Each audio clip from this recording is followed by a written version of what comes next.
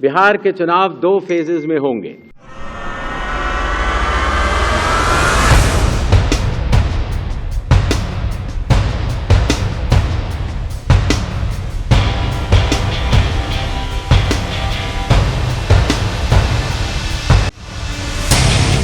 हम मतलब सारी की सारी पार्टियां एक साथ जुड़कर काम कर रही हैं, कोई टेंशन नहीं है। जिस बिहार ने सदियों तक भारत की प्रगति को नेतृत्व दिया, उसको पंजे और लालटेन के शिकंजे ने पलायन का प्रतीक बना दिया था। तेजस्वी जी की भी होर्डिंग लगी हुई है डाक बंगला पे, तो उसमें भी माता पिता की फोटो नहीं है, कम से कम उसमें होनी चाहिए थे, क्योंकि उन्हीं का पार्टी है। एक बार हिंदुस्तान की जनता को, हिंदुस्तान के युवाओं को पता लग गया कि वोट चोरी हो रही है, उनकी शक्ति लग जाएगी।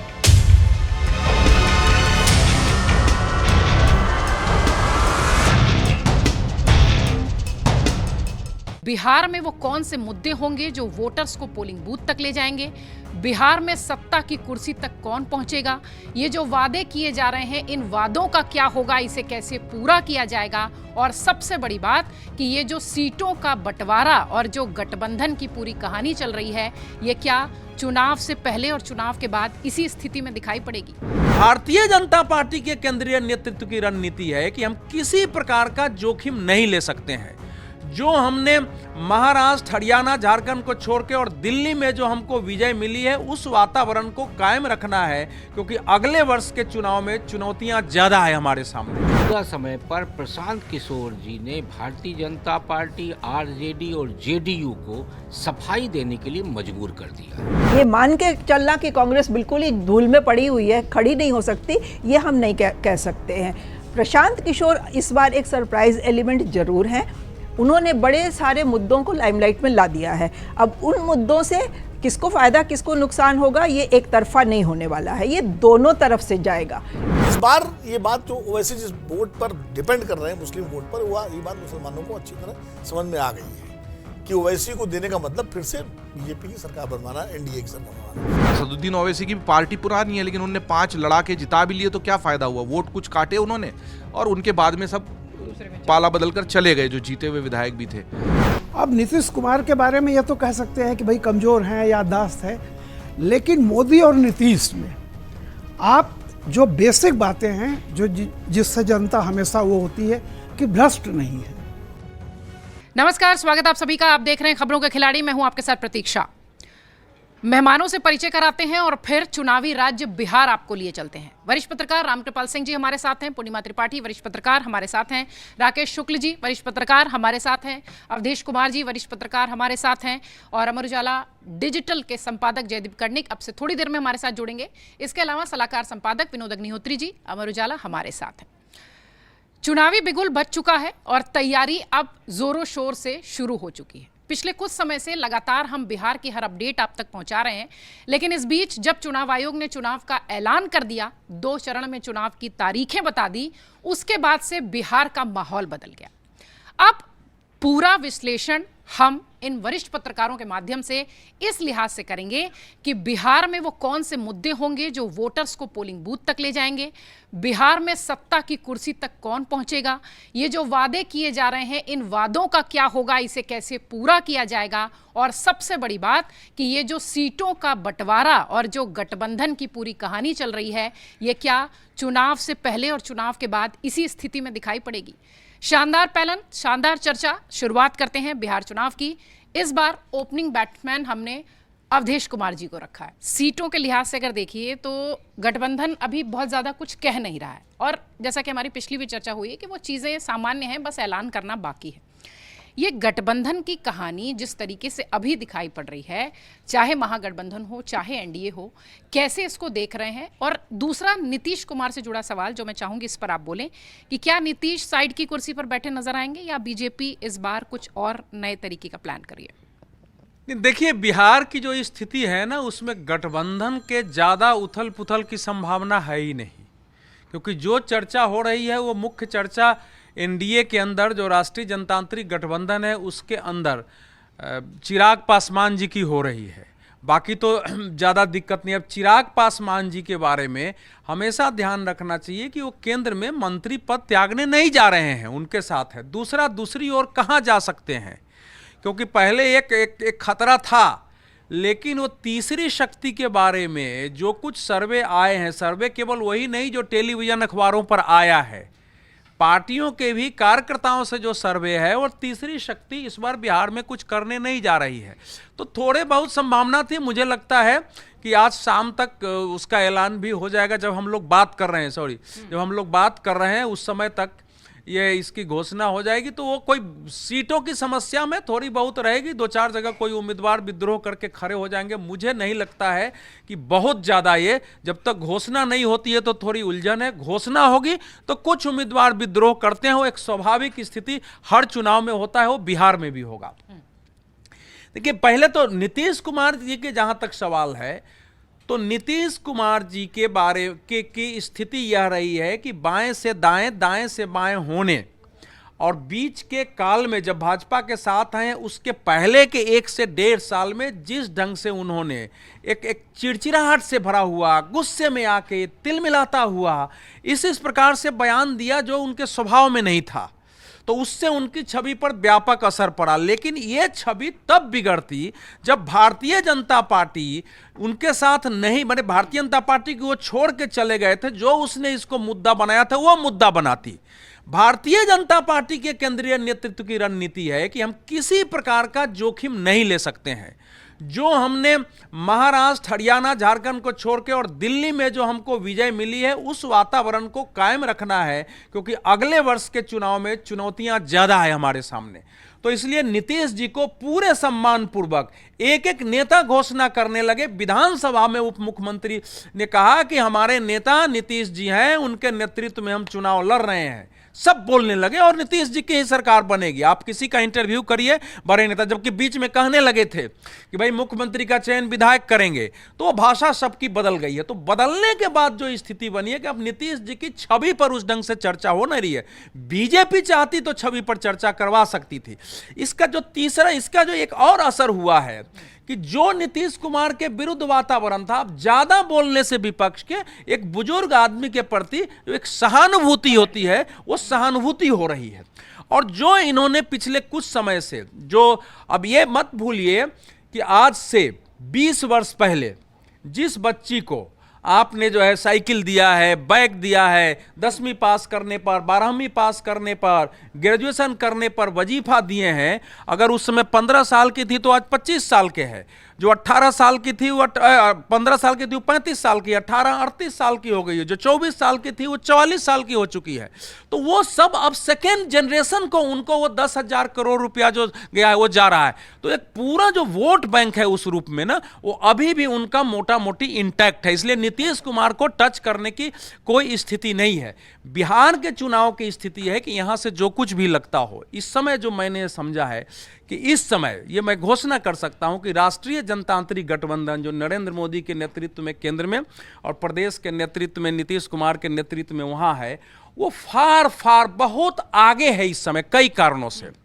पहला कारण SIR का मुद्दा रहा, क्योंकि जो मुद्दे होते नहीं है उसमें उत्तेजना पैदा करते हैं, तो आपकी विश्वसनीयता आपके समर्थकों में भी घटती है। लोगों में उसके विरुद्ध धीरे धीरे प्रतिक्रियाएं होती हैं। वो मुद्दा रहा नहीं, लेकिन उसके कारण प्रतिक्रियाएं हैं निगेटिव में कि यह जानबूझ करके जो नेपाल में हुआ है, बांग्लादेश में हुआ है, नेपाल और बांग्लादेश बिहार से लगा हुआ है, नेपाल तो पूरा लगा हुआ है, थोड़ा बंगाल जाइए तो कई जिले जो है बांग्लादेश से हो जाते हैं। तो हमारे देश में पैदा करने की कोशिश हुई है। ये यहां तक कि उनके समर्थकों के अंदर भी थोड़ा भाव पैदा हुआ है। दूसरा हुआ है कि जब आप नॉन इशू को इशू बनाते हैं, तो उस एक महीने में जो सरकार के विरुद्ध मूल इशू हो सकते थे वो आपने उठाया नहीं। इसीलिए हार करके तेजस्वी यादव ने वोट अधिकार यात्रा खत्म होते ही बिहार अधिकार यात्रा शुरू की। अधिकार यात्रा रही, बिहार नहीं रहा, क्योंकि उनके समझ में आ गया।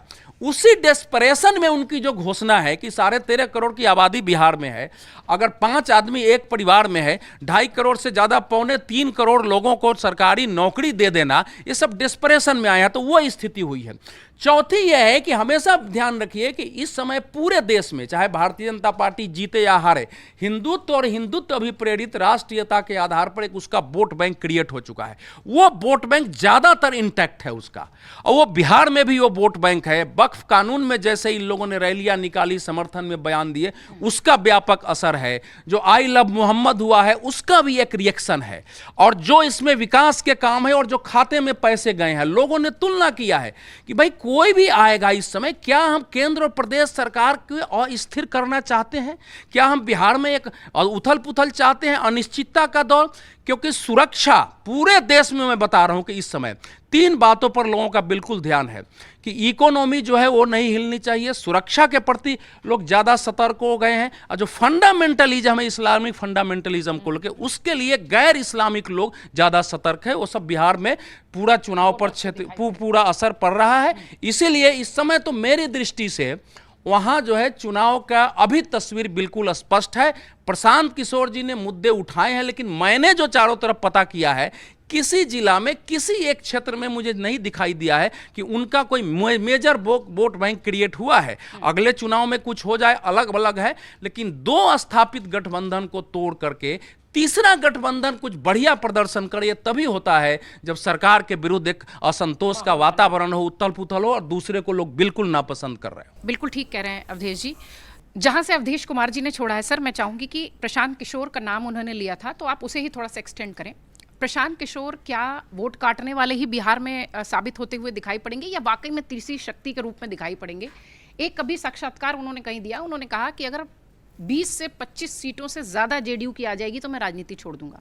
ये वाला कॉन्फिडेंस क्या बिहार के वोटर्स तक पहुंचेगा प्रशांत किशोर का? देखिए, राजनीति में जब तक आप अपना कॉन्फिडेंस नहीं दिखाएंगे तो आप राजनीति नहीं कर पाएंगे। मुझे याद है बिहार का चुनाव था, लालू यादव जी रेल मंत्री थे, और इसी रेल भवन में हम लोग कवर करते थे उस समय पर, तो गए थे, उनसे पूछे तो उन्होंने कहा सरकार हमारी बन रही है। और बाद में जब रिजल्ट आया तो आरजेडी तीसरे नंबर पे थी। फिर गए जाके पूछे उनसे, तो उन्होंने कहा पहले हम कैसे बोल दें कि हम नहीं आ रहे, आपसे बोल देंगे तो उसके बाद तो हमारा वोट और कम हो जाएगा। तो प्रशांत किशोर जी दावा कर रहे हैं, दावा राजनीति में होता है, हर पार्टी दावा कर रही, आरजेडी भी कर रही, भारतीय जनता पार्टी भी कर रही। हम प्रशांत किशोर जी को कमतर आंक के नहीं चल रहे, उसका कारण है, रिजल्ट क्या आएगा मैं नहीं जानता, लेकिन मौजूदा समय पर प्रशांत किशोर जी ने भारतीय जनता पार्टी, आरजेडी और जेडीयू को सफाई देने के लिए मजबूर कर दिया है। वो जिस तरीके के मुद्दे उठा रहे हैं, उसमें जो पार्टियां कभी एजेंडा तय किया करती थी, वो पार्टियां आज सफाई दे रही हैं। चाहे वो अशोक चौधरी का मामला हो, चाहे सम्राट चौधरी का मामला हो, ये ऐसे इशू हैं जिस इशू पे भारतीय जनता पार्टी हो, जेडीयू हो, सबको सफाई के लिए उतरना पड़ रहा है कि नहीं, ऐसा नहीं, प्रशांत किशोर जो करे वो सही नहीं है। तो पूरा एजेंडा देखिए, अभी कल को क्या होगा मैं नहीं जानता, लेकिन हम जिस समय पर बात करें उस समय पर हिंदुत्व का एजेंडा तो वहाँ पे चलता हुआ नहीं दिख रहा, जातिवाद का एजेंडा पूरी तरह से प्रभावी है। अब प्रशांत किशोर जी कितना वोट पाएंगे ये कहना अभी कठिन है, लेकिन जिस तरीके से वहाँ वोटों का समीकरण है जातिगत, तो उसमें यदि हम एमवाई समीकरण मान के चलते हैं कि आरजेडी के साथ है और बाकी ओबीसी, दलित, ईबीसी ये भारतीय जनता पार्टी और जेडीयू के साथ है, तो पिछले 3 दशक से जो सवर्ण राजनीति से पूरी तरह अछूता है, पावर से दूर है, उसके लिए कहीं ना कहीं एक छोटा सा दीपक दिखाई दिए हैं प्रशांत किशोर। तो ये आप मान के चलिए कि प्रशांत किशोर सिर्फ किसी एक दल को ही नुकसान नहीं कर रहे, यदि वो नुकसान पहुंचाएंगे तो वो बहुदलों को नुकसान पहुंचाएंगे, आरजेडी को भी नुकसान करेंगे। वो उन्होंने कहा भी है इंटरव्यू में कि यदि हमको 2 से 3 यादव वोट भी मिलता है तो हमारा परसेंटेज बढ़ जाएगा। वो कहते हैं कि हमें 2-3 मुसलमान भी वोट करता है तो हमारा परसेंटेज बढ़ जाएगा। तो ऐसे में भूमिहार, राजपूत और ब्राह्मण जो हमेशा से राजनीति में प्रभावी रहे, खासकर बिहार और उत्तर प्रदेश में, तो क्या ये तीनों समाज के लोगों को ये नहीं लगेगा कि एक सवर्ण पहली बार संघर्ष करता हुआ दिख रहा है तो हमें उसके साथ जाना चाहिए? तो ऐसे में प्रशांत किशोर को हम अभी से ही कमतर आंक लें, ये कहना कठिन होगा, क्योंकि इसी तरह हम दिल्ली में अरविंद केजरीवाल जी को कमतर आके थे, लेकिन पहले चुनाव में वो 27 सीट जीते थे, 28 सीट। इस बार प्रशांत किशोर कितना जीतेंगे ये कहना कठिन है, लेकिन आज वो नुकसान करते हुए दिखाई दे रहे हैं। और जैसा कि आपने कहा कि दोनों ही पक्षों को वो थोड़ा थोड़ा नुकसान करते हुए नजर आएंगे। रामकृपाल सर, फ्रीबीज, पलायन, रोजगार, क्या आपका आकलन कह रहा है, क्या इसी के इर्द गिर्द बिहार का चुनाव इस बार नजर आ रहा है? हम लोग जब विश्लेषण करते हैं किसी चीज़ों का, तो आप देखते होंगे कि पारंपरिक 20 साल से हमारे विश्लेषण के करीब करीब वही जाति, कास्ट, फलाना ढिकाना सारी चीज़ें होती हैं। मैं एक चीज़ मानता हूँ कि जो ज़मीनी बदलाव हुआ है, यानी जो ऑब्जेक्टिव चेंजेज हैं, उनको हम कई बार नज़रअंदाज कर जाते हैं। आप 30 साल पहले की बात देखिए, 70-72 के किसी भी प्रदेश में बेसिक कॉन्ट्रडिक्शंस क्या होते थे, यानी जिसका सरोकार कहते हैं हमारा। तो जो हमारे पिताजी थे, उनका जो शुरू होता था, उनके वो सारा वो गांव के लेखपाल से लेकर थानेदार, जिलाधिकारी और जाते जाते लखनऊ चीफ मिनिस्टर, यानी कुल मिलाकर के सारा जो कॉन्ट्रडिक्शंस थे वो स्टेट कॉन्ट्रडिक्शंस थे। आज की तारीख में मैं एक बात कह रहा हूँ कि आप बिल्कुल मान लीजिए कि वो जो गरीब तबका, लोअर मिडिल क्लास है, उसके यहाँ पे स्टेट कहाँ कहाँ दिखाई पड़ता है। पिताजी को लखनऊ से मतलब है, उनके बेटा जो पढ़ रहा है वो दिल्ली की तरफ देखता है।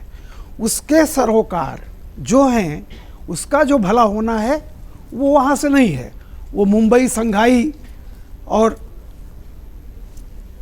सिलिकॉन वैली तक जाता है, उसके जो सरोकार हैं। यानी कि बाप जो है लखनऊ की तरफ देख रहा है और बेटा जो है वो दिल्ली की तरफ देख रहा है, या बम्बई की तरफ, या संघाई की तरफ देख रहा है। अब आप गांव की एक चीज़ को समझ लीजिए। गांव में एक गरीब महिला जिसको घर दिया गया है, मान लीजिए कि एक गांव में अगर 10 घर बने हैं, उस 10 घर की महिलाएं जो ज़मीनी चेंज हुआ है, जब वो सुबह उठती है, इज्जत घर में जाती है, तो उसको केंद्र याद आता है। किचन में जाती है, वहाँ केंद्र याद आता है। सिलेंडर है, केंद्र याद आता है। जो भी है, लाइट अगर आई हुई है तो भी केंद्र याद आता है कहीं न कहीं से। कहने का अर्थ ये है कि हम लोग जो सोचते हैं सिर्फ क्षेत्रीय मुद्दों पर, पिछड़ा देख लीजिए, बहुत सारी चीज़ों पर बराबर अगर 50% आप कहते हैं कि स्थानीय मुद्दों को दे, तो 50% सेंटर है उसमें, हर जगह लड़ रहा है। और एक ज़माने में आपने देखा होगा, बिहार में रामविलास पासवान जब सीटें मिली तो उन्होंने कहा कि हमें तो मोदी के नाम पे लोगों ने वोट दिया है। तो केंद्र भी वहाँ लड़ता रहता है। और जैसा कि हमारे मित्र ने कहा कि जैसे नीतीश कुमार हैं, अब नीतीश कुमार के बारे में ये तो कह सकते हैं कि भाई कमज़ोर हैं, याददाश्त है, लेकिन मोदी और नीतीश में आप जो बेसिक बातें हैं, जो जिससे जनता हमेशा वो होती है कि भ्रष्ट नहीं है।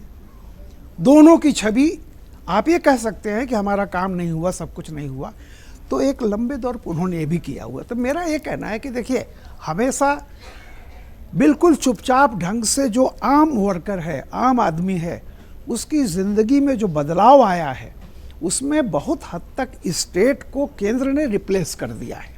ये आप समझ लीजिए, जो वोट में दिखाई पड़ता है। हम लोग कई बार, जैसे अवधेश जी का आज लेख मैंने पढ़ा पूरा, और उसमें इन्होंने लिखा हुआ है कि मतलब हिंदू एक ग्रुप बन गया है। मेरा कहना यही नहीं है। हिंदू पहले भी थे, मुसलमान पहले भी थे, ऐसा नहीं पोलराइजेशन पहली बार हो रहा है, होता रहा है। बहुत सारी चीज़ें होती हैं, मैं मानता हूँ, लेकिन जो जीवन के संघर्ष के जो बिंदु हैं, मकान है, जैसे यही मैंने कहा कि बिजली है, जिसने पहली बार देखा है, तो ये जो बदलाव आया हुआ है, आपके सड़क बन गई है मिडिल क्लास के लिए। मायावती ने आम्बेडकर गांव जो उत्तर प्रदेश में बनाए थे, वो सारे उनके जो मतलब दलित तबका हमारे यहाँ जिस तरह की बसावट पुरखों ने की थी, अमूमन वो नदी किनारे मिलते हैं, दक्षिण दिशा में नदी किनारे। तो अगर कोई भी सड़क नदी के किनारे तक जाएगी तो सबसे ज़्यादा फायदा सवर्णों का होता है जहाँ से होते हैं। तो कई चीज़ें, मैं केवल इस बात पे कहता हूँ कि मुझे वो दौर एंटी इनकम्बेंसी वाला जो कभी हुआ करता था, वो सिर्फ बिहार के मामले में नहीं कह रहा हूँ, जनरली आप देखिए कि वो मुझे दिखाई नहीं पड़ रहा है, फिलहाल नहीं दिखा। बिहार में नहीं दिखाई पड़ रहा है। और जो विकल्प के रूप में सामने हैं उनकी स्थिति यह है कि वहाँ उप मुख्यमंत्री पहले ही घोषणा कर चुका है कि मैं उप मुख्यमंत्री हूँ, और जिस रैली में तेजस्वी ने घोषणा की थी वहाँ पे इंडिया अलायंस का दूसरा कोई वो आदमी नहीं था जब वो कह रहे हैं कि मैं सबको नौकरी दूंगा। पहली बात तो यह है कि देखिए हास्यास्पद है, सारे राज्यों के कर्मचारी और केंद्र के सारे कर्मचारी जोड़ लीजिए तो करीब करीब वो 3 करोड़ पौने 3 करोड़ के आसपास होते हैं, और बिहार में पौने 3 करोड़ ज्यादा परिवार हैं, पौने 3 करोड़ हैं, 2 करोड़ शायद 76 लाख। अगर मान लीजिए कि उसमें से 50 लाख पहले से हैं जॉब में, तो भी ये मतलब असंभव सी बात है। सर वो नौकरी नहीं कह रहे ना, वो सरकारी नौकरी कह रहे नहीं। और कल ही अशोक गहलोत ने कह दिया कि अरे ऐसे ऐसी बातें होती रहती हैं, जब हमारा मैनिफेस्टो आएगा तब देखिएगा। मतलब वहाँ डिफरेंसेस जो हैं वो सिर्फ इसलिए नहीं है कि हमको सीट नहीं मिल रही है, वैचारिक बहुत बड़ा एक ये भी है कि कैसे आपने कह दिया कि सबको नौकरी दे देंगे। कल ही मैंने अशोक गहलोत की बाइट सुनी है, तो मैं नहीं कहता कि क्या होगा नहीं होगा, लेकिन मैं एक बात जानता हूं कि जिन जिन सवालों पर हम समझते हैं कि इन्हीं पर चुनाव होगा, ऐसा होता बिल्कुल ऐसा, उसमें से कुछ चीजें हैं, लेकिन जो अंदर जमीनी परिवर्तन हुए हैं समाज में, जिसको एक आम नागरिक फील करता है, उसका जिक्र जरा हम लोग कम करते हैं। मुद्दों को लेके रामकृपाल सर ने थोड़ा तस्वीर स्पष्ट कर दी कि केंद्र और क्षेत्रीय मुद्दे मिला जुला होता है जो वोटर्स जाते हैं। मैं चाहूंगी कि आप थोड़ा इस पर रोशनी डालें कि क्या बीजेपी भी ये चाहती है कि नीतीश कुमार बनाम महागठबंधन न दिखकर वहां मोदी बनाम सब नजर आए, यानी वहां पर भी मोदी फैक्टर ही काम करता दिखाई पड़े इस चुनाव में। मोदी जी के भाषण आप उठा के देख लीजिए, सबसे पहले उनका नाम खुद का आता है। उन्होंने एक बार कहा था कि आपके ये 2 भाई नरेंद्र और नीतीश आपके लिए खड़े हैं। तो जब मोदी जी जहाँ पे खुद मौजूद हैं वहाँ तो उनका नाम पहले आना लाजमी है, और वो खुद भी ये इंश्योर करते हैं कि उनका नाम पहले आए। वो चाहते हैं कि ये मोदी बनाम बाकी ऑल अदर्स हो जाए, और उसमें उनको लगता है कि फ़ायदा होगा, जो कि हो सकता है हो, क्योंकि डबल इंजन की सरकार पे वो बहुत ज़्यादा जोर रहता है, और 29 तक तो अब सरकार है ही मोदी जी की। तो अगर स्टेट में कहीं पे कोई फेरबदल होती भी है तो एक तरह से डायरेक्ट इनडायरेक्ट हिंट भी ये है कि जब फेरबदल होगी तो नुकसान तो आप ही का होगा। वो शायद वोटर्स तक ये मैसेज पहुंचाना चाह रहे हैं। प्रतीक्षा, लेकिन मैं जो सबकी बातें मैंने सुनी, मुझे लग रहा है कि हम बहुत सारी चीज़ों को बहुत टेकन फॉर ग्रांटेड ले रहे हैं। कई सारे मुद्दे हैं जो कि इस बार नए हमें दिखाई दे रहे हैं, और उन मुद्दों को हम इग्नोर नहीं कर सकते हैं। जो एक हम मान के चल रहे हैं कि जितना भी सवर्ण तबका बिहार का है वो आंख मूंद के भेड़ बकरियों की तरह अब बीजेपी के पीछे गोलबंद हो गया है। मुझे नहीं लगता है कि वो 100% स्थिति है। बहुत बड़े सवर्ण तबके में बहुत तरह की चर्चाएं शुरू हो गई हैं। लोग बहुत चीज़ों से, क्योंकि एक बहुत बड़ी युवा बेरोजगारों की फौज वहाँ पे खड़ी है, जो आए दिन रोड पे पिटते रहते हैं, बैठे रहते हैं, लाठी चलते हैं, उनको नौकरियाँ नहीं मिल रही हैं, उनके एग्ज़ाम्स के पर्चे लीक हो जा रहे हैं। तो ऐसा नहीं है कि सवर्ण तबके में भी प्रेजेंट सरकार से या राज्य सरकार से कोई नाराज़गी नहीं है। वो नाराज़गी का क्या बाद में आउटकम होगा हम अभी इसे नहीं कह सकते हैं, लेकिन लोगों में नाराज़गी है, और हो सकता है उस नाराज़गी में वो विकल्प तलाशने लगे। वो विकल्प कुछ भी हो सकता है। वो विकल्प या तो कांग्रेस हो सकती है या प्रशांत किशोर हो सकते हैं। ये अभी कहना बहुत जल्दी होगा, हम अभी इस पर कोई भी निष्कर्ष नहीं निकाल सकते हैं। दूसरा, एक जो जाति की जो राजनीति बिहार में जिस तरह से हावी रहती है, वो हमने देखा है कि उसका बहुत मतलब उसमें उलटफेर कम होता है। लोग बिहार में जाति के पीछे गोलबंद होते हैं, और जब जाति के पीछे वो गोलबंद होंगे तो वो बिल्कुल आरजेडी का जो सपोर्ट बेस है, हमने देखा कि जब आरजेडी बिल्कुल अपने निम्नतम स्तर पे थी तब भी उसकी जात के लोगों ने उनको नहीं छोड़ा था, उनको वोट किया था। और 20 में जहाँ की कोई बड़ा नेता बहुत प्रोमिनेंट उस गठबंधन में नहीं था, तो भी अच्छी खासी सीटें आरजेडी उस वक्त लेके आई थी। तो अब तो 5 साल से तेजस्वी बहुत मेहनत कर रहे हैं, कांग्रेस जो उनके साथ खड़ी है, कांग्रेस ने अपनी स्थिति में थोड़ा सुधार किया है, बहुत ज़्यादा तो मैं नहीं जानती हूँ कि होगा। कांग्रेस बिल्कुल जीरो पे ही थी बिहार में, तो लेकिन कुछ सुधार जरूर कांग्रेस ने अपनी स्थिति में किया है। और दोनों की आपस में जो गठबंधन में कोऑर्डिनेशन है और जो अंडरस्टैंडिंग है वो काफ़ी अच्छी दिखाई दे रही है। खास करके राहुल गांधी और तेजस्वी का जो पर्सनल इक्वेशन है वो अच्छा दिखाई दे रहा है। तो शायद हो सकता है जो सवर्ण तबके में नाराज़गी है वो कांग्रेस की तरफ वापस देखने लगे, क्योंकि एक चर्चा ये भी वहाँ चल रही है कि कांग्रेस के राज में ये होता था, कांग्रेस के राज में वो होता था। हम उसको इग्नोर बिल्कुल नहीं कर सकते हैं। ये मान के चलना कि कांग्रेस बिल्कुल ही धूल में पड़ी हुई है, खड़ी नहीं हो सकती, ये हम नहीं कह सकते हैं। प्रशांत किशोर इस बार एक सरप्राइज एलिमेंट जरूर हैं। उन्होंने बड़े सारे मुद्दों को लाइमलाइट में ला दिया है। अब उन मुद्दों से किसको फ़ायदा किसको नुकसान होगा ये एक तरफा नहीं होने वाला है, ये दोनों तरफ से जाएगा। दोनों तरफ से अगर वो काटेंगे वोट, अगर उनका रोल वोट कटवा वाला ही रहता है तो वो दोनों तरफ के काटेंगे। बेशक एक भी सीटें ना जीत पाएँ, वो एक भी सीट ना जीत पाएँ, क्योंकि उन्होंने कहा है कि या तो वो अर्श पे रहेंगे या फर्श पे रहेंगे। तो अर्श पे रहने का तो अभी मुझे नहीं लग रहा है कि माहौल वैसा बना है। अगर फर्श पे भी रहते हैं, 5-7% वोट भी वो लेके जाते हैं, और कोई भी पार्टी जो मैदान में आती है उसको 5-7% वोट तो मिल ही जाते हैं, तो वो दोनों तरफ का नुकसान होगा, ये हमें मान के चलना चाहिए। जहाँ तक दोनों गठबंधन में आपस की अंडरस्टैंडिंग है, सीटों को लेकर के दोनों तरफ से खींचतान चल रही है। अनाउंसमेंट दोनों तरफ से नहीं हुई है, उधर क्या हो जाएगी, चिराग हो जाएगी, हम मान के चल रहे हैं। लेकिन चिराग पासवान का जो एटीट्यूड हमने देखा है, नित्यानंद राय पहली बार जब उनसे मिलने गए, उनसे मिले नहीं चिराग पासवान। फिर नित्यानंद राय उनकी माताजी से मिले, फिर उनके दूसरे पार्टी के नेताओं से बात हुई, तो चौथी बार जाके कल उनकी मुलाकात हुई है। तो चिराग पासवान क्या अपनी तरफ से डिमांड कर रहे हैं, कितनी खींचतान है, ये हमें अभी नहीं मालूम है। इसका क्या नतीजा निकलेगा हमें देखना होगा, और उस पर भी बहुत कुछ आउटकम डिपेंड करेगा। इधर भी महागठबंधन में भी हमने देखा है कि कांग्रेस और आरजेडी के बीच में थोड़ी तो खींचतान चल रही है।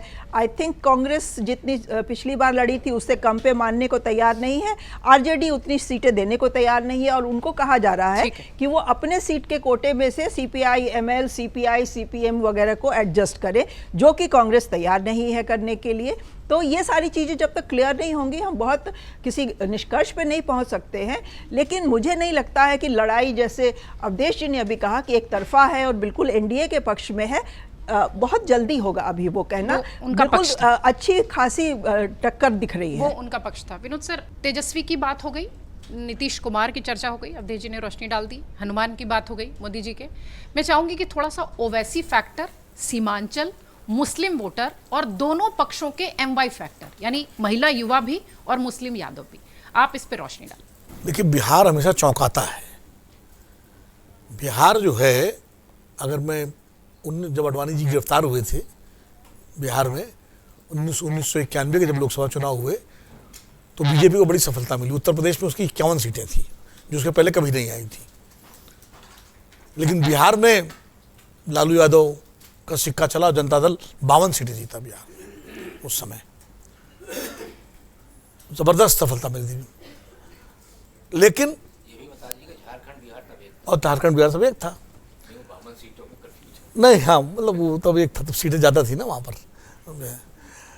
लेकिन मैं इसलिए कह रहा हूँ कि बिहार कैसे चौंकाता है कि जब बीजेपी का परचम लहराना शुरू हुआ था उत्तर भारत में, तब बिहार ने बीजेपी और अडवाणी गिरफ्तार बिहार में हुए थे। 2004 में जब केंद्र से अटल बिहारी वाजपेयी सरकार की रुखसती हुई और यूपीए की सरकार बनी, तब बिहार में 29 सीटें जीता था यूपीए। लेकिन 2005 में क्या हुआ?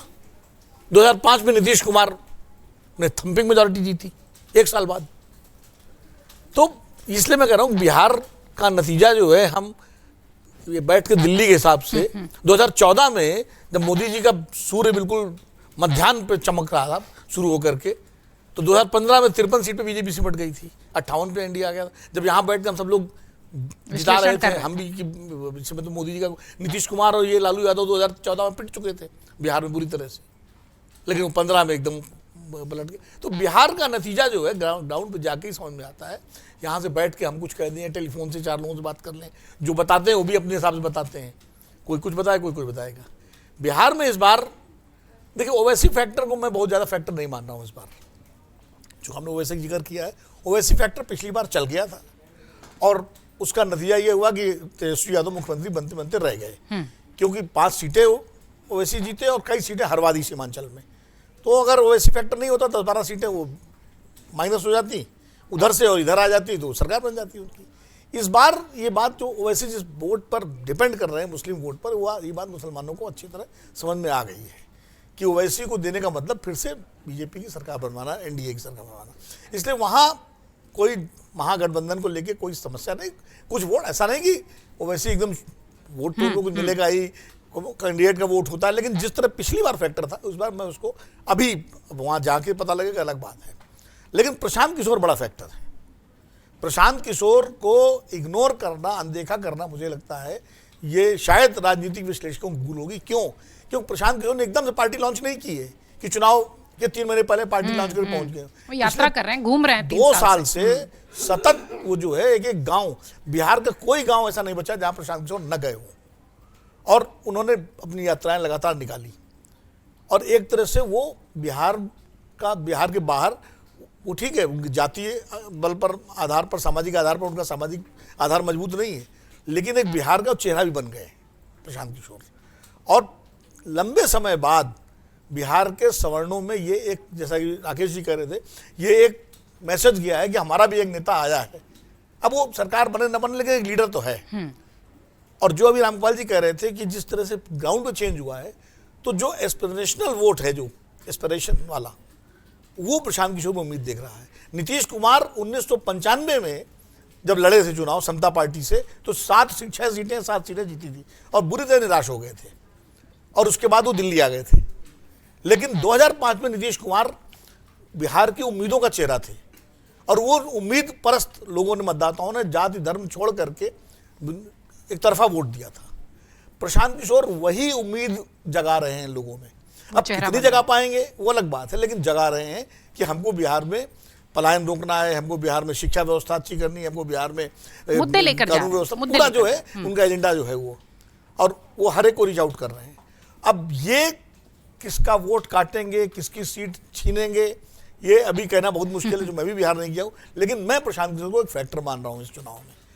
जो 2013 में जिस तरह अरविंद केजरीवाल को हम लोगों ने 7-8 सीटें लोग दे रहे थे और 28 सीटें आई थी, इस बार मुझे लगता है कि प्रशांत किशोर कुछ कमाल करेंगे। अब क्या करेंगे क्या नहीं करेंगे ये कहना मुश्किल है, क्योंकि वो दोनों दुधारी तलवार हैं, वो दोनों तरफ का। और जो भी उनकी पहली लिस्ट आई है, वो लिस्ट आप देखिए, उस पर ध्यान दीजिए, पूरा सामाजिक समीकरण, और जो कैंडिडेट्स है सब पढ़े लिखे हाँ। उस एक नई वो बात कर रहे हैं। कर्पूरी ठाकुर की पोती भी है उसमें, कर्पूरी ठाकुर के बेटे तो हैं नीतीश जी के साथ, रामनाथ ठाकुर भारत ने बीजेपी ने दिया है, पोती उनकी प्रशांत किशोर के साथ। तो ये सारी चीजें जो है मुझे लगता है देखनी चाहिए। जहां तक दोनों गठबंधनों की बात है, ये ठीक है, बहुत अभी गिनाया, अगर इतना ही केंद्रीय योजनाएं और राज्य की योजनाएं थी तो फिर इतनी धड़ाधड़ 3 महीने के अंदर जो है खजाना लौटाने की क्या जरूरत थी भाई? क्यों फ्रीबीज बांट रहे हो? जो सबसे ज्यादा विरोध फ्रीबी का नीतीश कुमार करते थे, मोदी जी करते थे, और सबसे ज्यादा फ्रीबी दी जा रहे हैं। तो कहीं ना कहीं लगता है ना जमीन एंटी इनकम्बेंसी है, उसको डाइल्यूट करना है। और 10,000 वाला दांव इसीलिए तो चला गया है कि अगर आप कॉन्फिडेंट होते, गुजरात में तो कभी मोदी जी ने फ्रीबी नहीं बांटी, क्योंकि कॉन्फिडेंट रहते थे कि बाबा तो जीतना ही जीतना है। तो आप फ्रीबी ये जो चुनाव के 3 महीने पहले जो पैनिक दिखता है सरकार में, वो पैनिक दिखाई पड़ा। तो कहीं ना कहीं उनको लगा कि ये है। और तेजस्वी यादव जो है, उनकी सबसे बड़ी चुनौती ये है कि MY से आगे उनको जोड़ना है। अगर MY से आगे वो नहीं जोड़ पाए तो सरकार बनाना संभव नहीं होगा। वो MY से आगे अगर कुछ जोड़ेंगे, चाहे यूथ का जोड़ें, चाहे EBC जोड़ें, जो भी जोड़ें, अगर वो जुड़ गया महागठबंधन में, जो कांग्रेस कोशिश कर रही है EBC और दलितों को लेकर के, तो काफ़ी लड़ाई बहुत दिलचस्प हो जाएगी। और एक फैक्टर है जिसको हम लोग इग्नोर कर रहे हैं, चर्चा ही नहीं कर रहे, वो जो EBC के लिए घोषणा पत्र जारी किया है महागठबंधन ने सदाकत आश्रम में, जिसमें ये भी पहली बार ये कहा गया है कि जैसे दलितों के लिए संरक्षण का कानून है, वैसा ही कानून EBC के लिए बनना चाहिए। ये चीजें अगर ग्राउंड तक पहुंच गई, नीचे तक पहुंच गई, तो हो सकता है नीतीश जी का जो वोट बैंक है उसमें भी सेंधमारी हो जाए। लेकिन कैसे पहुंचा पाते हैं नैरेटिव, इस पर निर्भर करता है। ये हर घर में एक सरकारी नौकरी देना तो ये तो मतलब असंभव है। देश का कोई भी राज्य ऐसा नहीं है जहां हर घर में एक सरकारी नौकरी हो। लेकिन नौकरी तक ठीक लेकिन था, ये तो... सिर्फ ये एक वैसे ही दांव है जैसे 2014 में काला धन वापस आ जाएगा, इतने लाख करोड़ आ जाएंगे, 15 लाख मिल जाएंगे, 2 करोड़ नौकरियां हो जाएंगी। वादे हैं वादों तो ये का क्या? वो है ना, कस्में वादे प्यार वादे हैं वादों का क्या। तो वादे हैं वादों का क्या, लेकिन चुनाव दिलचस्प है बिहार का। और अभी कहना मेरे लिए बहुत मुश्किल है कि किस तरफ हवा बह रही है। अभी बहुत सारे फैक्टर्स हैं जिनके बारे में हम लोगों को और नजदीक से इनका विश्लेषण ठीक है। नहीं, अभी जो विनोद जी ने कहा मैं सिर्फ उसमें थोड़ा ऐड करना चाह रही हूँ। इन्होंने कहा कि जैसे 2005 में नीतीश एक उम्मीद की किरण की तरह आए थे, तो 2005 के नीतीश और आज के नीतीश में बहुत फर्क है। और 2005 की जो सिनेरियो थी, जो 2005 की सिनेरियो थी, बिहार अपने बदहाली के निम्नतम स्तर पे उसमें पहुंचा हुआ था। बिल्कुल इतनी शक्ल बिगड़ गई थी बिहार की कि लोगों को उसमें कोई किरण उम्मीद की दिख ही नहीं रही थी। उसमें नीतीश एक उम्मीद की तरह आए थे। लेकिन पिछले 20 सालों में इसमें कोई शक नहीं है कि नीतीश ने बिहार की तस्वीर थोड़ी बदली है, लेकिन जितनी बदली है उतना क्या काफ़ी है? हमने 1 महीने में 11 पुल बिहार में गिरते देखे। अभी किसी ने कहा था कि नीतीश पे या मोदी जी पे कोई भ्रष्टाचार का चार्ज नहीं है। नीतीश पे पर्सनली बेशक ना हो, लेकिन बिहार में भ्रष्टाचार चरम पर है। ब्यूरोक्रेसी बिल्कुल आउट ऑफ कंट्रोल है। ब्यूरोक्रेसी पे उनका सरकार का कोई कंट्रोल ही नहीं रह गया है। लोग बिल्कुल त्राहिमाम कर रहे हैं। तो ये जो सिचुएशन आज की है वो 2005 से बहुत अलग है। 20 साल रहने के बाद अगर हम ये सोचे कि नीतीश का जादू चलेगा तो मुझे नहीं लगता। आप गलत समझे, मैं ये नहीं कह रहा हूँ नीतीश कुमार 2005 वाले। मैंने यही कहा कि 2005 में जिस तरह उम्मीद बनकर उभरे थे, वैसे आज प्रशांत किशोर उम्मीद बनकर उभरने की कोशिश कर रहे हैं। ये मैं कह रहा हूं। वो चेहरा बन उदाहरण दिया, वो चेहरा बन सकते हैं, वो उदाहरण दे। और नीतीश कुमार में व्यक्तिगत चार्ज हो ना हो, लेकिन 70,000 करोड़ का जो सीएजी का घोटाला जो रिपोर्ट आई है, नहीं, बहुत तरह के भ्रष्टाचार के मामले मीडिया में चर्चा में ना आ रहा हो। ठीक है सर, अभी तक जितना अनुभवों के आधार पर बातें निकल कर आई, उससे ऐसा लग रहा है बिहार का चुनाव बहुत दिलचस्प होने जा रहा है। हम भी अपने चुनावी रथ के साथ बिहार की ज़मीन पर 12 अक्टूबर से हैं। तस्वीर जिस तरीके से इस वक्त दिख रही है चुनाव के ऐलान के बाद, ऐसा लगता है कि बहुत सारे फैक्टर्स काम करेंगे। बेरोजगारी का मुद्दा है, फ्रीबीज का मुद्दा है, पलायन का मुद्दा है, भ्रष्टाचार की बात पूर्णिमा जी कर रही थी। इसके अलावा बिहार में जाती है कि जाती नहीं, तो ये कैसे पूरा विश्लेषण देख रहे हैं आप इस वक्त बिहार के चुनाव का? ऐसा है प्रतीक्षा कि बिहार के चुनावों को लेकर जो दिलचस्प शब्द है ना, वो बहुत छोटा है। वो रोचक भी होते हैं, रोमांचक भी होते हैं और सस्पेंस थ्रिलर जैसे भी होते हैं। और कोई भी एकदम सीधा कयास लगा नहीं सकता। कहीं कहीं पर ऐसा होता है कि मोटा मोटी ऐसा ही होगा, थोड़ी सीट इधर थोड़ी उधर। लेकिन उसके बावजूद बिहार में कभी भी बिल्कुल ठीक उदाहरण दिया विनोद जी ने। 2015 में तो जितने एग्जिट पोल आए थे, ओपिनियन पोल आए थे, वो भी सब एनडीए को ज़बरदस्त बहुमत दिखा रहे थे और 54 सीटों पर भारतीय जनता पार्टी सिमट गई थी। तो ऐसा चौंकाने वाले परिणाम देश में अन्य राज्यों में भी आते रहे, लेकिन बिहार की राजनीति की तासीर ये ज़्यादा है। विनोद जी बिल्कुल ठीक कह रहे थे कि ये न्यूज़ रूम का और टीवी चैनलों की डिबेट का, आकलन का मुद्दा कम होता है और ज़मीनी स्तर का ज़्यादा होता है। इसलिए आज 11 तारीख है और अगली 11 को दूसरा चरण जो है वो पूरा हो जाएगा बिहार का। और इसीलिए आज से हमारी जो बिहार की चुनावी यात्रा है, सत्ता का संग्राम नाम से, वो शुरू हो चुकी है। और आज शाम से ही बिहार में हमारी गाड़ी जो चुनावी रथ है वो प्रवेश कर जाएगा और हमारी टीम लगातार इसको कवर करेगी। बल्कि पहले 2 बार हमारे अखबार के भी वरिष्ठ संपादक और साथी जाके उसका ज़मीनी जायज़ा ले चुके हैं और तब हमें यही समझ में आया था कि अभी थोड़ा जल्द होगा। लेकिन अब चुनाव घोषित हो चुके हैं। 6 तारीख को पहला चरण है, 17 को तो पहले चरण का पूरा नामांकन भी हो जाएगा। तो हम ज़मीनी कवरेज भी उतनी मजबूती से करेंगे। हमारे जो दिन भर के 3 से 4 लाइव होंगे उसमें जनता का जो मिजाज है वहाँ का वो पता लगेगा और उसके आधार पर फिर यहाँ आकलन विश्लेषण भी करेंगे। उसी से पता लगेगा कि बिहार में अभी दरअसल लोगों के मन में क्या है। लेकिन एक बड़ी बात ये भी कि आजकल वोटर जो है वो इतना समझदार हो गया है कि वो माइक आईडी के सामने सब कुछ सच बता दे, ज़रूरी नहीं है। इसलिए हमारे पत्रकार बिना माइक आईडी के भी गलियों गांवों में घूमते हैं। ये भी हमने प्रयोग शुरू किया है और हम कोशिश करते हैं कि उससे भी थोड़ी था लेने की कोशिश करें।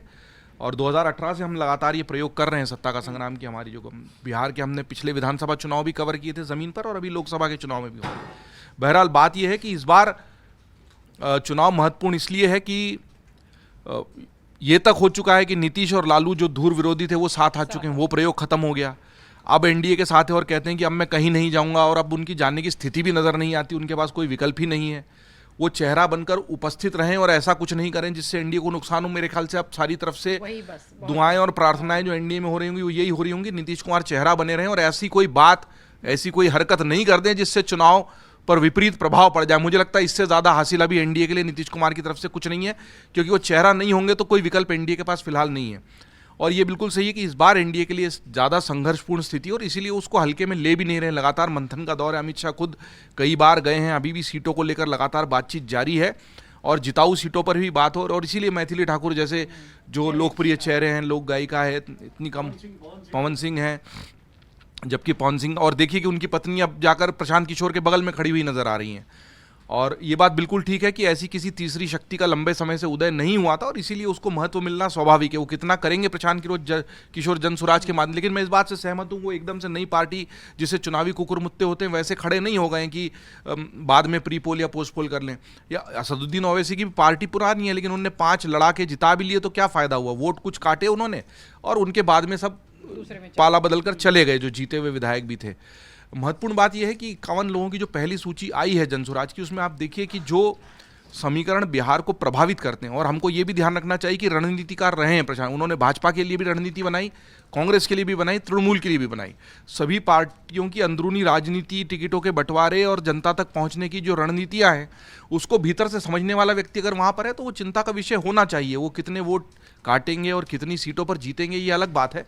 अति पिछड़े भी हैं, किन्नर को भी वोट दिया है, बिल्कुल ठीक है। विनोद कर्पूरी ठाकुर की पोती उनके साथ खड़े होकर चुनाव लड़ रही हैं, और ये प्रयोग देश में 2 बार हमने सफल होते हुए देखा है। आम आदमी पार्टी ने भी ऐसे लोगों को पहली बार चुनाव में खड़ा किया जो डॉक्टर हैं या इंजीनियर हैं या वकील हैं, और ऐसा लगता है कि ये लोग राजनीति में नहीं आएंगे, उनको लाने की कोशिश की गई और दिल्ली में सफल रहा और पंजाब में भी सफल रहा। पंजाब में भी पहली बार चुनाव लड़ने वाले बहुत सारे लोग चुनाव लड़े, और पंजाब में बल्कि आम आदमी पार्टी की जो ज़बरदस्त सफलता है जिससे भगवंत सिंह मान की सरकार बनी, उसके पीछे बड़ा कारण यही था। तो मुझे लगता है कि अब जो बिहार के चुनाव में होने वाला है वो यही है कि सबसे पहले तो एनडीए का और इंडिया गठबंधन जो है, दोनों का जो सीट बंटवारा है वो सबसे पहली सीढ़ी है, जिसको अगर ठीक से सफलतापूर्वक ये पार करेंगे तो ही उतनी ताकत से चुनाव लड़ पाएंगे। और कोई भी चुनाव को न हल्के में ले रहा है न लेना चाहेगा, और हमारी कोशिश रहेगी कि जो ज़मीनी कवरेज है, ज़मीनी सच्चाई, वो भी लगातार सामने आए। कई बार उसमें भी पूरी तस्वीर नहीं आती, लेकिन मोटा मोटी हमको जनता की नब्ज़ पर हाथ रखने का मौका मिल जाता है। देखिए, सभी आदरणीय साथियों ने अपना मत प्रकट किया है।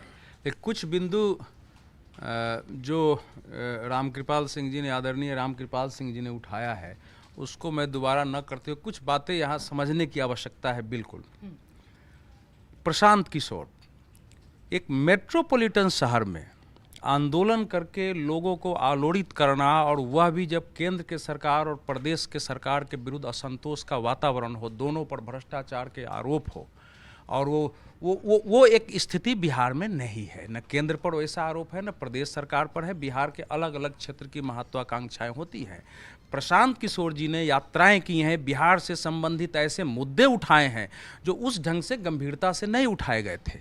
यहाँ तक ठीक आई है, लेकिन उसको ये पार्टी कोई राज्यव्यापी खड़ी हो गई है, ये स्थिति नहीं है।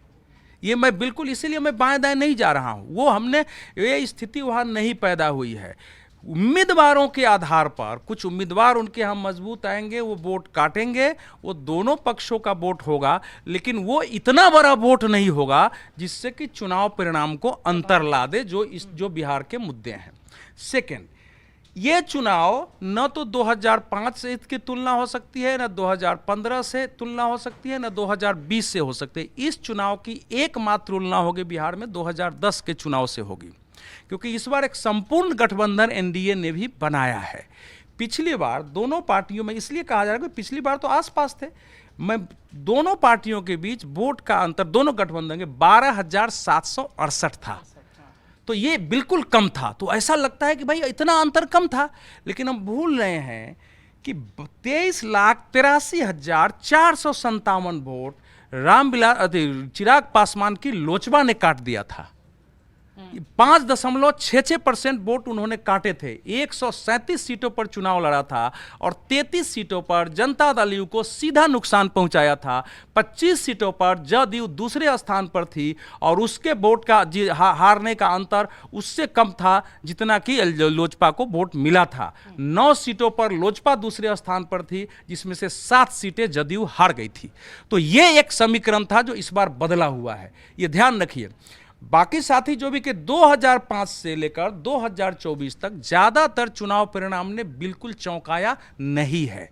2015 में 2 मत थे, लेकिन वो भी परिणाम ऐसा नहीं था कि बिल्कुल चौंका दिया। जो लोग जमीन से जुड़े हुए थे वो मोटा मोटी लग रहा था कि दिक्कत है इस बार, तो आ गया, तो चौंकाया नहीं है। चौथी बात इस समय जो है, मैं फिर इसको दोहरा रहा हूं कि नरेंद्र मोदी के नेतृत्व में पूरे देश में अब हिंदुत्व केवल वो आक्रामकता तक सीमित नहीं है, हिंदुत्व को विकास और सामाजिक न्याय की अवधारणा के व्यवहारिक रूपांतरण में परिणत हुआ है, जो जिसको वो कह रहे थे।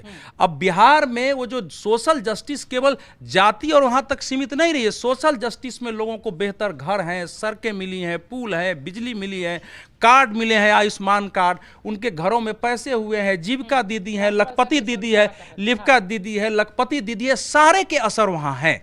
तो ये एक व्यापक जो है ना, हिंदुत्व एक व्यापक स्थिति में, अब हिंदुत्व उतना ही नहीं है और पूरे देश में उसका एक वोट बैंक है हिंदुत्व के आधार पर, तमिलनाडु में भी है, केरल में भी है। जो लास्ट पॉइंट मेरा यह है, इसको आप काट नहीं सकते हैं, जो लास्ट पॉइंट है इस समय कि बिहार के लोगों पर, बिहार कभी भी क्षेत्रीय संकुचन में वोटिंग किया ही नहीं है, वहाँ ये विषय कभी रहा ही नहीं है। झारखंड में एक अलग, आज तक नहीं हुआ है वहाँ। तो जो अंतर्राष्ट्रीय राष्ट्रीय मुद्दे होते हैं उससे बिहार हमेशा प्रभावित रहा है, और इस चुनाव में भी क्षेत्रीय मुद्दे, राज्य के मुद्दे, कैंडिडेट, नेतृत्व और अंतर्राष्ट्रीय मुद्दे जो इस समय उथल पुथल और असुरक्षा का एक वातावरण है, वो सब इस बार चुनाव पर असर डाल रहा है। विनोद ने कहा, अच्छी बात है, इन्होंने कहा कि जैसे राज्य के बारे में कि वहाँ क्यों नहीं है ये जो फ्रीबीज है ये फ्रीबीज का देखिए, पहली बात तो ये है कि शुरुआत कहाँ से हुई है, और जब कोई एक चीज़, कोई पार्टी दूध की धुली हुई नहीं है, लेकिन आप देखिए खटाखट और केजरीवाल, तो जब आप लड़ने जा रहे हैं किसी में, राजनीति में तो बहुत ज़्यादा आप हमेशा उस कर नहीं, तो आप भी अपनाएंगे एक। लेकिन एक जो बात इन्होंने कही कि देखिए मद्रास में कंबल नहीं बिकेगा और मनाली में कूलर नहीं बिकेगा। एक राजनीति में कहाँ कब क्या किया जा सकता है उसकी एक अलग अलग चीज़ें होती हैं। दूसरी बात जो नीतीश कुमार, जैसे पूर्णिमा जी ने कहा कि भाई भ्रष्टाचार, आज की तारीख में पूरे देश में भ्रष्टाचार है, कहाँ नहीं है। और मैंने ये देखा है कि जब से मैंने होश संभाला है, लेखपाल से लेकर के ऊपर तक लेन देन होता है, लेकिन इसी सब व्यवस्था में व्यक्तिगत चरित्र बहुत महत्वपूर्ण होता है। जयप्रकाश जी चाहे लोहिया जी, हो सकता है कि नीतीश कुमार में से लोग असंतुष्ट हुए हों, लेकिन जब सामने वाला है तो ये देखा जाता है ना कि बड़ी धूल जम गई है सोने पर, वो पीतल से भी कम चमक रहा है, लेकिन है तो सोना ही ना। पीतल को कितना भी आप रगड़िएगा तो वो नहीं हो सकता। नीतीश कुमार और लालू प्रसाद एक साथ जेल में थे इमरजेंसी में, और जब छूटे तो खुद लालू जी ने कहा है कि मेरे पास पैसे नहीं थे। जेपी से मिलने गए थे तो जेपी ने पूछा कि पैसे से हैं कि नहीं है, बोले नहीं है। 200 रुपये जेपी ने किसी से कहा कि इनको दे दीजिए। वहाँ से दोनों की यात्रा है। आज लालू पर क्या क्या है, कैसे है, और नीतीश कैसे है, दोनों की यात्रा एक समय शुरू हुई है। और बल्कि उस समय नीतीश की आर्थिक स्थिति लालू जी से बेहतर थी। तो मैं केवल यह कह रहा हूं कि देखिए बहुत सारे फैक्टर्स होते हैं, किसी का उन्होंने भला न किया हो, किसी का नुकसान नहीं किया है। तीसरी बात यह है कि जो आप लोग इनके बारे में कह रहे हैं पीके, देखिए आप बहुत अच्छे होंगे, लेकिन सामने वाला अगर कोई जानवर भी खरीदने जा रहा है, जैसे भैंस खरीदना है, गाय खरीदनी है, तो वो देखता है दूध कितना दे रही है। एक है बहुत, वो है कि भाई ठीक है, बहुत सारा बड़ी अच्छी बातें कर रही। सवाल यह है कि आज का युवा और आज की वो गरीब महिला जिसके नाम पे कभी कोई संपत्ति नहीं होती थी, जो पहली बार ओनर बनी है, अगर 70 करोड़ घर या मान लीजिए 50 करोड़ घर भी देश बनाए गए हैं, तो महिलाओं के नाम सबसे ज़्यादा है।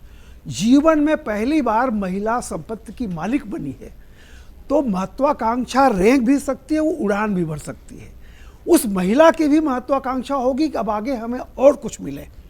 और युवा जो है, जैसा मैंने आपसे कहा कि पिताजी देखते होंगे गांव की तरफ, लेखपाल की तरफ और दिल्ली बम्बई देख रहा है, लड़का जो है वो सिलिकॉन वैली, संघाई, मुंबई, वहाँ देख रहा है। तो अब सवाल आएगा कि ठीक है, आप अच्छे तो हैं, बहुत कुछ कर पाएंगे? फायदा जो लोग केजरीवाल और इनकी सबकी बातें कर रहे हैं, तो जनता उनका उत्थान भी देख चुकी है, पतन भी देख चुकी है। असम में असम गण संग्राम परिषद जो है आई थी, प्रफुल्ल कुमार महंता क्या नाम था उनका, तो वो हुए थे, कहाँ चले गए कुछ पता नहीं चला। बहुत सारे इस तरह के एक्सेप्शंस होते रहते हैं। लेकिन अगर आप देखिएगा, अब जो दिल्ली की हालत देखने के बाद जिस तरह से केजरीवाल का उत्थान हुआ, पतन हुआ, तो उसका मैं नहीं समझता हूं कि कोई उस तरह का प्रयोग करने की स्थिति में होगा आज की तारीख में जितना है। ठीक, ये कुछ जी केंद्र सरकार की जो मंशा थी वो योजनाओं को लेके बड़ी स्पष्ट थी और बड़ी साफ मंशा थी कि अंत्योदय के लोगों को लाभ मिले डायरेक्ट बेनिफिट के लिए। करीब 150 योजनाएं 2014 से लेकर 24 के बीच में लागू की गई, जिसमें 5-6 योजनाएं बड़ी महत्वपूर्ण थी। भाई, प्रधानमंत्री आवास योजना, उज्ज्वला योजना में गैस कनेक्शन देना, स्वच्छता योजना में शौचालय बनवाना, सौभाग्य योजना में बिजली देना और नल जल योजना में पानी पहुंचाना।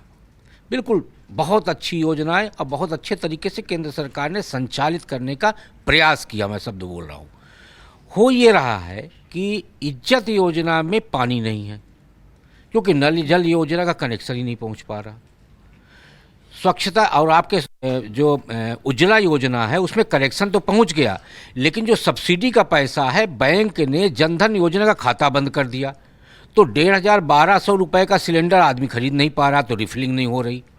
सौभाग्य योजना में बिजली नहीं मिल पा रही। बिजली क्यों नहीं मिल पा रही? क्योंकि पोल और तार का पैसा स्टेट के जो कहना चाहिए कि करता धरता है उनने खा लिया। सवाल ये है कि केंद्र सरकार की योजनाओं का जो 14 से 19 के बीच में करंट था, 5-6 योजनाओं का, वो करंट अब कमज़ोर हुआ है। और उसका कारण केंद्र सरकार नहीं है, उसका कारण क्रियान्वयन करने वाली एजेंसियां हैं। तो इसलिए अब उसी करंट को लेके हम अपनी राजनीतिक लाइट जला के चलें, मुझे लगता है थोड़ा सा कमज़ोर हुआ है वो। इसीलिए केंद्र सरकार अब दूसरे तरीके के प्रयास कर रही है अपनी छवि को उभारने के लिए। जिस तरीके से व्यक्तिगत छवि की बात हो रही है, बिहार में निश्चित तौर पर जाति फैक्टर हमेशा से रहा है। बिहार की राजनीति से जाति अलग नहीं कर सकते। लेकिन रामकृपाल सर एक और इशारा करते हुए जो बता रहे हैं कि व्यक्तिगत छवि आज भी वोटर्स के जहन में काम करती है। सबको पता है कि लालू नीतीश साथ निकले थे, लेकिन नीतीश की छवि किस तरीके की है और लालू की छवि किस तरीके की है। क्या आज के वो जो महिला और युवा वोटर्स हैं, उनके दिमाग में ये वाला फैक्टर काम करे? नहीं, देखिए, व्यक्तिगत छवि निश्चित रूप से होती है, उसमें उसको हम डिनाई नहीं कर सकते। और इसीलिए नेता और संगठन दोनों का महत्व होता है किसी भी पार्टी की सफलता के लिए। खाली संगठन से चुनाव नहीं जीता जाता और खाली नेता से भी चुनाव नहीं जीता जाता, दोनों का महत्व होता है। और नीतीश जी की व्यक्तिगत छवि लालू जी की तुलना में बहुत बेहतर रही। लालू जी तो सजा याफ्ता हैं करप्शन के मामले में, उसमें तो कोई कहने वाली बात नहीं। लेकिन नीतीश जी की दूसरी छवि भी तो है, आज इस पाले में कल उस पाले में, आज इस पाले में कल उस पाले में। ये भी तो 10 बार शपथ ले चुके हैं। हाँ, ये भी तो एक छवि है। तो एक ठीक है, आप फाइनेंशियली आपके ऊपर कोई चार्ज नहीं है, लेकिन मॉरली तो पॉलिटिकली तो आप करप्ट हैं। उसको आप कैसे, वो भी तो एक छवि है, उस छवि को आप कहाँ ले जाएंगे? और आपका एक जो कोर वोटर है वो ठीक है, उसके लिए कोई फर्क नहीं पड़ता आप कहीं बैठे कहीं जाए। लेकिन जो एक फेंस वाला वोटर होता है वो इन सब चीज़ों को देखता है। वो आपकी ईमानदार छवि को भी देखेगा, आर्थिक ईमानदारी को और राजनीतिक ईमानदारी दोनों को देखेगा वो आपको। कि कल तक आप कहते थे मैं मर जाऊंगा लेकिन बीजेपी में नहीं जाऊंगा, आज आप कहते हो मैं कहीं नहीं जाऊंगा। तो इन सब चीज़ों को भी असर पड़ता है। इसलिए खाली छवि पर अगर आप बात करें तो दोनों तो एक छवि नीतीश जी की है। दूसरी बात यह है कि जैसे अभी केंद्र की योजनाएं मोदी जी, तो बनारस में तो मोदी जी की लीड 4 लाख से आगे 1.5 लाख पे अटक गई आकर के, 3 राउंड पीछे चले। तो वो सारी केंद्र की योजनाएं और शौचालय और सड़क, वो सब क्या बनारस में नहीं था? बनारस जो देश में सबसे ज़्यादा था, सबसे ज़्यादा हर महीने मोदी जी जाकर के वहाँ तमाम योजना घोषणा करते थे। लेकिन उसके बावजूद क्या हुआ? उत्तर प्रदेश में क्या हुआ? 2024 में जो रिजल्ट आए तो सारी योजनाएं जो है चल रही थी उससे। तो खाली योजनाएं अगर चुनाव जिताती होती तो इंदिरा गांधी चुनाव नहीं हारती। 20 सूत्री में बहुत सारे काम हो गए थे और बेस्ट गवर्नेंस थी उस समय तो इमरजेंसी में, लेकिन हारी ना, खुद अपना चुनाव हार गई। तो ये सब भी उदाहरण हमारे सामने है। रही बात बिहार की, मेरी व्यक्तिगत राय है कि मैं प्रशांत किशोर को हल्के में नहीं ले रहा हूँ। मेरा मानना है प्रशांत किशोर एक फैक्टर होंगे और उन नतीजों को प्रभावित करेंगे। और वो किधर आते नतीजे ये अभी मैं नहीं कह सकता, लेकिन निश्चित रूप से एक फैक्टर होंगे। और ये भी हो सकता है कि प्रशांत किशोर की फैक्टर की वजह से संभवतः ये भी एक मतलब अभी कयासी है, शायद हंग असेंबली भी हो सकती है। और अगर ऐसी स्थिति हुई तो फिर वो उनकी कितनी सीटें आती हैं बहुत। अब देखा ना दिल्ली में तो 2013 में हंग असेंबली हो गई थी ना। 14 नवंबर को एक क्लिप काम है। हाँ, अब तो जैसे मतलब ये अभी अनुमान ही है। मतलब अभी कोई अगर घूम के आया होता बिहार तो शायद मैं कुछ बताने की स्थिति में होता, लेकिन नहीं सर, हम अपने दर्शकों को सब तक पहुंचाएंगे क्योंकि हम 12 अक्टूबर से जमीन पर हैं। लेकिन तो नब्ज बताएं। हाँ, अगर मैं घूम के आया होता तो मैं शायद कुछ बताने की स्थिति ज्यादा आत्मविश्वास के साथ होता। लेकिन अभी तो मैं यहाँ से बैठ के विश्लेषण कर रहा हूँ। तो अगर देखिए कोई भी नेता अगर जनता के बीच जाता है तो जनता उसका नतीजा तो देती है। मूसर में भी बीज डालो ना। हमारे बुंदेलखंड में जब अब तो पानी वानी की व्यवस्था हो गई है, फसल ये पंडित जी तो शुक्ला जी दौर के ही रहने वाले हैं सतना के, वहाँ साल में एक बार बीज लोग डाले आते थे और फसल कुछ ना कुछ निकल ही आता। तो मूसर में भी बीज डालो तो फसल, और देश की जनता बहुत उर्वरा है। अगर कोई व्यक्ति 3 साल से 2 साल से जनता के बीच घूम रहा है तो खाली हाथ तो नहीं जाने देगी जनता उसको, कुछ ना कुछ तो देगी उसकी। बिल्कुल ठीक, बिल्कुल ठीक। पूर्णिमा जी, हाँ, मैं एक चीज ऐड करना चाहती हूँ। छवि की बात हो रही थी तो उस पर मैं कहना चाहती हूँ नीतीश जी की छवि अब बिल्कुल बदल चुकी है। वो पलटू राम की छवि जो बन गई है अब उससे उनको छुटकारा मिलने वाला नहीं है। सत्ता के लिए वो कुर्सी से चिपकने वाले इंसान की छवि उनकी बन गई है। बेशक उन्होंने कितने भी अच्छे काम किए हों, और लोग अब वहाँ त्रस्त हैं उनके इस अलट पलट करने वाले एक एटीट्यूड से। दूसरा जो फ्रीबीज की बात हो रही थी, सबने कहा फ्रीबीज तो लोग बोनस समझ के रख लेते हैं। उनको चाहिए कि लॉन्ग टर्म में तस्वीर बदले, और उस तस्वीर को बदलने के लिए वो क्या करेंगे ये हम आगे देखेंगे। लेकिन अब आप किसी को रेवड़ी बांट दें, 10,000 दे दें, 2 लाख का वादा कर दें, ये उसी तरह की काट की हांडी है जो 2 करोड़ नौकरियों की जो हांडी थी उस तरह की है। तो मुझे नहीं लगता है कि जनता बार बार बेवकूफ बनती है। वादे तो मैम दोनों ही खेमों से होते हैं, दोनों तरफ से होते हैं, सत्ता पक्ष से या विपक्ष से। बिहार में इस वक्त जो इतने सारे फैक्टर्स हैं उनको लेकर अभी जो राजनीतिक दल हैं वो किस तैयारी से किस ओर कैसे जाएंगे, उस पर थोड़ी सी रोशनी डालें। जितने फैक्टर्स हैं सभी महत्वपूर्ण हैं। जाति भी महत्वपूर्ण है, धर्म भी महत्वपूर्ण है, अगड़ा पिछड़ा भी महत्वपूर्ण है, विकास के जो कार्य हुए हैं वो भी महत्वपूर्ण है, और जो नेता सामने खड़े हैं उनकी छवि भी महत्वपूर्ण है। ऐसा नहीं होता तो अभी हाल में जो मध्य प्रदेश का चुनाव हुआ है, शिवराज सिंह चौहान की छवि थी, संघ का काम था, कांग्रेस के लोग कूद कूद कर पाला बदल कर आ रहे थे, फिर भी वो पूरी लाडली बहना योजना में कितना पैसा फूका। और वहीं महाराष्ट्र का चुनाव भी जो पिछली बार इतनी बड़ा झटका लग गया था लोकसभा, तो उससे आने के लिए अगर देवेंद्र फडणवीस आज होते क्या? अगर आपको सिर्फ अपने विकास कार्यों पर भरोसा है, अगर आपको आपके वोटों के समीकरण पर भरोसा है, आप जिताओ उम्मीदवार, तो फिर ये मैं तो सीधे तौर पर पहले भी कह चुका हूँ, अभी भी कह रहा हूँ कि ये सभ्य तरीके से औपचारिक तौर पर दी जाने वाली, वोटरों को दी जाने वाली रिश्वत है। आपके पास पिछड़े क्षेत्रों में खोले जाने स्कूल खोलने के लिए पैसा नहीं है, आपके पास अस्पतालों के लिए पैसा नहीं है, सरकारी अस्पतालों की हालत बुरी है।